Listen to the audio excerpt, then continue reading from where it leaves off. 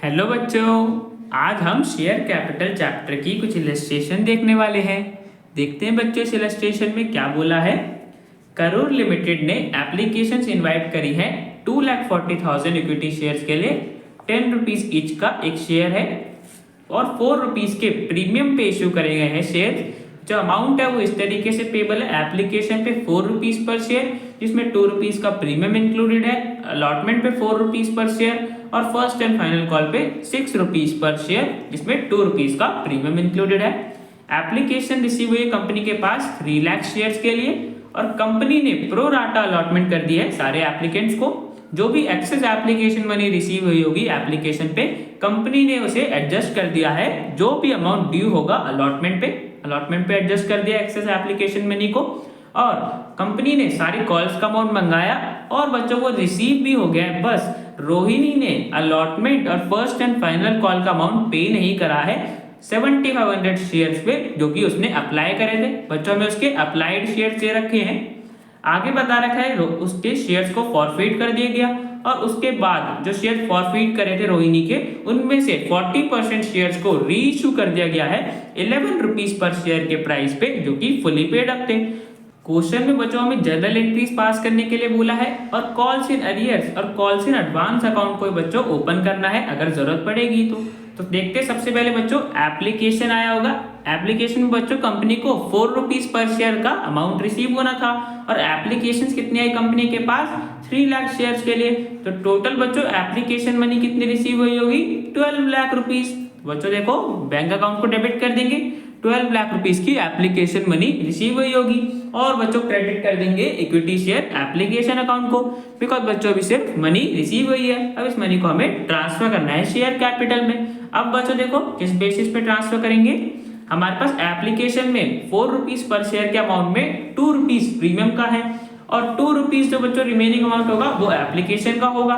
मतलब बच्चों 2 रुपीज का जो प्रीमियम का अमाउंट है वो 2,40,000 शेयर्स पे सिक्योरिटीज प्रीमियम अकाउंट में चला जाएगा और जो 2 रुपीज एप्लीकेशन का अमाउंट है 2,40,000 शेयर्स पे वो शेयर कैपिटल में चला जाएगा, है ना बच्चों।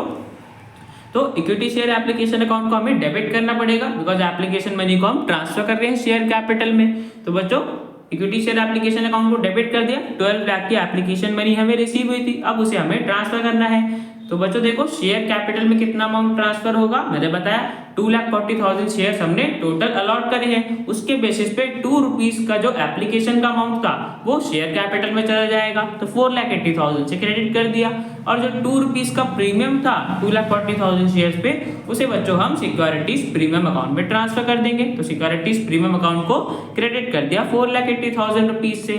तो ये तो बच्चों हमने जो एप्लीकेशन का अमाउंट था वो ट्रांसफर कर दिया। अब बच्चों देखो हमें क्वेश्चन में क्या बता रखा था कि प्रो राटा अलॉटमेंट करी गई है। मतलब बच्चों 3 लाख शेयर्स को हमने अलॉट कितने शेयर्स करे हैं 2,40,000, मतलब बच्चों 60,000 शेयर्स हमने कम अलॉट करे हैं। तो बच्चों 60,000 शेयर्स पे जो हमारे पास एक्सेस एप्लीकेशन मनी भी तो होगी ना। अब बच्चों हमें क्वेश्चन में बोल रखा था कि एक्सेस एप्लीकेशन मनी को हमें एडजस्ट करना है अलॉटमेंट पे। तो बच्चों जो 60,000 शेयर्स हमने कम अलॉट करे हैं उस पे हमें 4 रुपीज पर शेयर का एप्लीकेशन अमाउंट मिला होगा, वो बच्चों एक्सेस एप्लीकेशन मनी होगी जिसे हम अलॉटमेंट पे एडजस्ट कर देंगे। तो बच्चों देखो 60,000 शेयर्स हमने कम अलॉटमेंट करी है, उसके हिसाब से 4 रुपीज पर शेयर का अमाउंट हमारे पास एक्सेस एप्लीकेशन मनी थी, उसको अलॉटमेंट अकाउंट में ट्रांसफर कर देंगे। तो बच्चों अलॉटमेंट अमाउंट एडजस्ट हो जाएगा। इक्विटी शेयर अलॉटमेंट अकाउंट को क्रेडिट कर दिया 2,40,000 रुपीज थे। तो ये तो बच्चों हमने एप्लीकेशन मनी को शेयर कैपिटल में ट्रांसफर कर दिया, एडजस्ट कर दिया अलॉटमेंट पे। तो बच्चों यहाँ पे हमारा एप्लीकेशन कंप्लीट हो गया। अब बच्चों नेक्स्ट अलॉटमेंट आया होगा। तो बच्चों अलॉटमेंट पे कंपनी को 4 रुपीज पर शेयर का अमाउंट रिसीव होना था और बच्चों ने शेयर्स कितने अलॉट करे हैं 2,40,000। तो सबसे पहले बच्चों अलॉटमेंट को ड्यू कर देंगे। अब बच्चों अलॉटमेंट की मनी हमें कितनी रिसीव होनी है 9,60,000, है ना बच्चों। 2,40,000 शेयर्स पे 4 रुपीज पर शेयर का अमाउंट, तो इक्विटी शेयर अलॉटमेंट अकाउंट को डेबिट कर देंगे ड्यू करने के लिए 9,60,000 रुपीज की अलॉटमेंट मनी हमें रिसीव होनी है और बच्चों उसे ट्रांसफर कर देंगे शेयर कैपिटल में। तो अलॉटमेंट यहाँ पे बच्चों हमारी ड्यू हो गई। अब बच्चों में इसकी रिसीविंग की एंट्री पास करनी है। बट बच्चों में क्वेश्चन में क्या बता रखा था कि रोहिणी एक शेयर होल्डर थी जिसने अलॉटमेंट का अमाउंट पे नहीं करा था 7500 शेयर्स पे। बट बच्चों ये हमें किसके शेयर दे रखे हैं, ये तो अप्लाइड शेयर दे रखे हैं ना, कि रोहिणी ने कितने शेयर्स के लिए अप्लाई करा था। सबसे पहले बच्चों हमें निकालना पड़ेगा रोहिणी को कितने शेयर्स अलॉट हुए। तो बच्चों देखो कैसे निकालेंगे, हमें बच्चों फॉर्मूला तो पता ही है नंबर ऑफ शेयर्स अलॉटेड निकालने का। कैसे निकालते हैं बच्चों, जितने भी शेयर अलॉट करे होते हैं उन्हें डिवाइड कर देते हैं जितनी एप्लीकेशंस आती हैं, और बच्चों मल्टीप्लाई कर देते हैं उस शेयर होल्डर ने जितने शेयर्स के लिए अप्लाई करा होता है। तो बच्चों इस केस में कितने शेयर्स अलॉट करे हैं, 2,40,000 को हम डिवाइड कर देंगे जितनी एप्लीकेशंस आई 3 लाख, और मल्टीप्लाई कर दिया रोहिणी को कितने शेयर्स अलॉट हुए थे, रोहिणी ने कितने शेयर्स के लिए अप्लाई करा था 7500। तो बच्चों हमारे पास आंसर आ गया 6000 शेयर्स। मतलब बच्चों रोहिणी को 6000 शेयर्स अलॉट हुए होंगे। तो बच्चों देखो हमें पता चल गया कि रोहिणी ने अप्लाई तो 7500 शेयर्स के लिए करा था, बट उसे 6000 शेयर्स ही अलॉट हुए हैं। अब बच्चों देखो हमारे पास एप्लीकेशन मनी कितनी आई होगी रोहिणी की, 7500 शेयर्स पे उसने 4 रुपीज दिया होगा कंपनी को एप्लीकेशन का। तो बच्चों 30,000 रुपीज हमें रिसीव हुए होंगे एप्लीकेशन मनी के। जबकि बच्चों हमने तो सिर्फ उसे 6000 शेयर्स अलॉट करे हैं, तो बच्चों उसके हिसाब से हमें एप्लीकेशन मनी कितनी मिलनी चाहिए थी, 24,000 रुपीज। और जो बच्चों हमारे पास 6000 एक्सेस एप्लीकेशन मनी है ना, 30,000 हमें मिल गई, जबकि सिर्फ 24,000 मिलनी चाहिए थी। तो बच्चों 6000 की जो एक्सेस एप्लीकेशन मनी है इसे बच्चों कंपनी ने अलॉटमेंट पे एडजस्ट करा होगा। अभी हमने जनरल एंट्री पास करी थी ना, तो इस अमाउंट को बच्चों अलॉटमेंट पे एडजस्ट करा होगा। देख लेते बच्चों इस अमाउंट को एडजस्ट करने के बाद कितनी मनी हमें रिसीव नहीं होगी। तो बच्चों देखो अलॉटमेंट पे कितना अमाउंट मिलना होगा हमें रोहिणी से, 6000 शेयर्स उसको अलॉट हुए, उस पे 4 रुपीज पर शेयर का अमाउंट, मतलब 24,000 रुपीज हमें रोहिणी से मिलने चाहिए थे। अब उसमें से बच्चों 6000 रुपीज उसने 6000 रुपीज हमें एडवांस में मिल गए थे एक्सेस एप्लीकेशन मनी के। तो बच्चों जो रिमेनिंग अमाउंट था 18,000 रुपीज का, वो अमाउंट बच्चों रोहिणी ने पे नहीं करा, तो इतना अमाउंट बच्चों हमें अलॉटमेंट का रिसीव नहीं हुआ। ठीक है बच्चों, 18,000 रुपीज रोहिणी से हमें रिसीव नहीं हुए। अब देखो बच्चों हमें टोटल अमाउंट मिलना कितना चाहिए था, 9,60,000 से बच्चों हमने ड्यू करा था, इतना अमाउंट मिलना चाहिए था।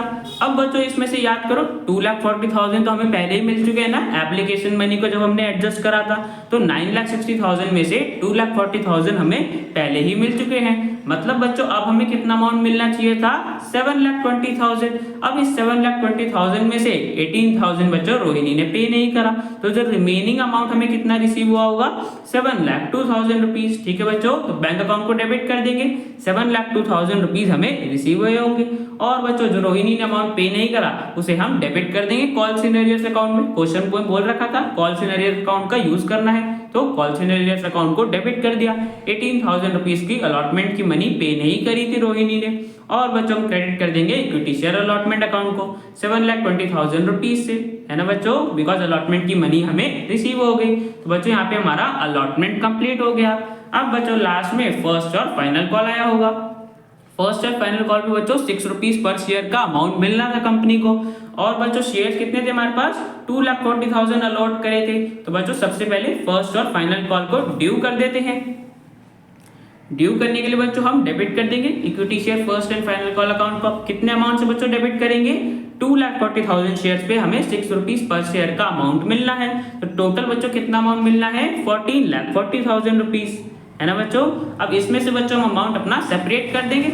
6 रुपीज में से बच्चों 2 रुपीज प्रीमियम का था और 4 रुपीज हमारा फर्स्ट एंड फाइनल कॉल का था, उसे बच्चों हम शेयर कैपिटल में ट्रांसफर कर देंगे। तो इक्विटी शेयर कैपिटल अकाउंट को हम क्रेडिट कर देंगे कितने अमाउंट से, 2,40,000 पे 4 रुपीज हमारा फर्स्ट कॉल का था। अगर प्रीमियम का अमाउंट हटा दें तो बच्चों 9,60,000 से हम क्रेडिट कर देंगे।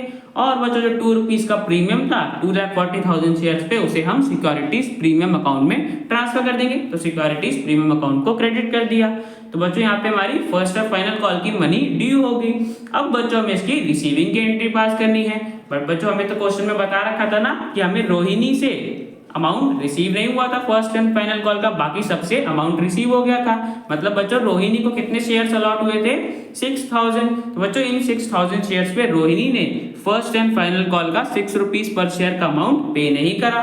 तो बच्चों देखो हमें कितना अमाउंट रिसीव हुआ होगा, हमें बच्चों 14,40,000 रुपीज रिसीव होने चाहिए थे। उसमें से बच्चों 6,000 शेयर्स पे 6 रुपीज रोहिणी ने पे नहीं करे, 36,000 रुपीज टोटल उसने पे नहीं करे। तो बच्चों अब हमें कितना अमाउंट रिसीव हुआ होगा, 14,04,000 रुपीज। तो बैंक अकाउंट को डेबिट कर दिया, रिमेनिंग अमाउंट हमें शेयर होल्डर से रिसीव हो गया होगा 14,04,000 रुपीज। और जो बच्चा अमाउंट उसने फर्स्ट और फाइनल कॉल का पे नहीं करा रोहिणी ने, उसे हम डेबिट कर देंगे कॉल सिनरियस अकाउंट में। 36,000 रुपीज उसने पे नहीं करा। और बच्चों क्रेडिट किसको करेंगे, equity share first and final call account को, बिकॉज अब हमें फर्स्ट और फाइनल कॉल की मनी रिसीव हो गई। तो बच्चों फर्स्ट और फाइनल कॉल की मनी हमें रिसीव हो गई। अब बच्चों देखो हमें आगे क्वेश्चन में क्या बता रखा था कि कॉल के बाद रोहिणी के शेयर्स को फॉरफीट कर दिया है कंपनी ने। तो बच्चों अब हमें शेयर फॉरफीचर की जनरल एंट्री पास कर दी है। तो देखो बच्चों रोहिणी के शेयर्स को कैंसिल करने के लिए सबसे पहले हम डेबिट करेंगे शेयर कैपिटल अकाउंट को, जितना अमाउंट कॉल्ड अप होगा इन शेयर्स पे। तो बच्चों रोहिणी के पास कितने शेयर्स अलॉट हुए थे, 6,000, और पूरे का पूरा बच्चों 10 रुपीज कॉल्ड अप है, सारे कॉल्स का अमाउंट मंगा चुकी है कंपनी। तो कॉल्ड अप पूरा 10 रुपीज अमाउंट है। अब बच्चों शेयर कैपिटल को हम डेबिट कितने अमाउंट से करेंगे, 60,000 रुपीज से। ठीक है बच्चों। अब देखो बच्चों क्या हमें प्रीमियम का अमाउंट सारा रिसीव हुआ था एप्लीकेशन पे। बच्चों जो 2 रुपीज का प्रीमियम का अमाउंट था वो तो हमें रिसीव हो गया था, बट बच्चों रोहिणी ने फर्स्ट एंड फाइनल कॉल का अमाउंट तो पे नहीं करा, मतलब हमें 2 रुपीज का प्रीमियम रिसीव नहीं हुआ। तो बच्चों हमें सिक्योरिटीज प्रीमियम अकाउंट को भी तो डेबिट करना पड़ेगा ना।